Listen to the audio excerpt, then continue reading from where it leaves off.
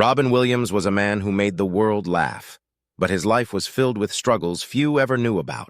Born on July 21, 1951, in Chicago, Illinois, Robin grew up in an affluent household. His father was a senior executive at Ford Motor Company, and his mother was a former model.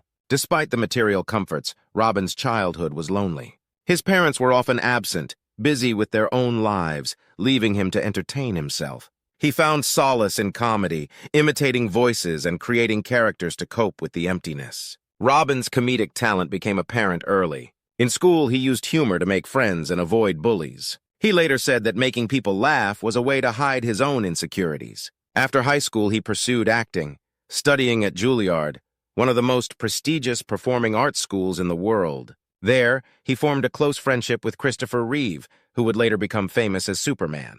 At Julliard, Robin's talent for improvisation stood out, but he struggled to fit into the traditional mold of a stage actor. He eventually left the school, determined to forge his own path. In the 1970s, Robin found his break in stand-up comedy. His quick wit, energy, and ability to transform into countless characters made him a standout performer. He would often go off-script, leaving audiences in awe of his improvisational skills. His big television debut came in 1978 when he was cast as Mork, an alien, in the sitcom Mork and Mindy.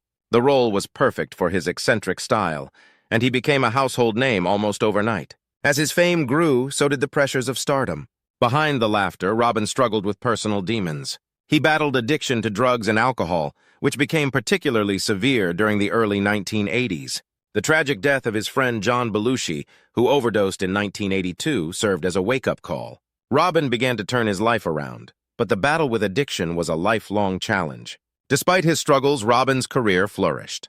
He transitioned to film, showcasing his incredible range as an actor. From the heartfelt teacher in Dead Poets Society to the lovable nanny in Mrs. Doubtfire, he proved he could do more than comedy.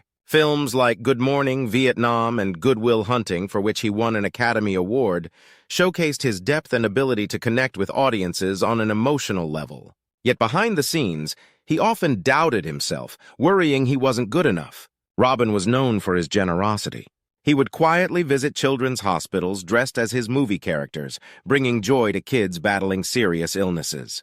He also supported numerous charities, often donating time and money without seeking recognition. His kindness extended to his friends and colleagues, many of whom spoke of his willingness to help others without hesitation. In his later years, Robin faced new challenges. His health began to decline, and he was diagnosed with Parkinson's disease, though it was later revealed he had Lewy body dementia, a devastating neurological disorder. This illness caused confusion, paranoia, and a decline in his physical abilities, robbing him of the quick mind that had defined his life. Robin tried to hide his struggles from the public, but those closest to him knew he was in pain. On August 11, 2014, the world was stunned by the news of Robin's death. He had taken his own life, leaving behind a legacy of laughter and an outpouring of grief. The man who had brought so much joy to others had been quietly battling unbearable inner turmoil.